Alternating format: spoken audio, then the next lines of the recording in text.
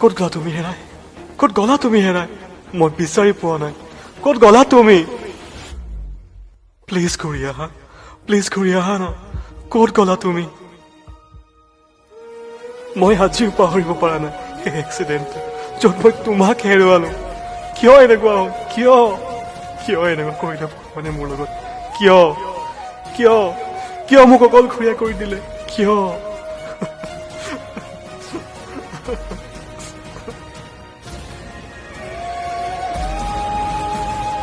RJ Gokul.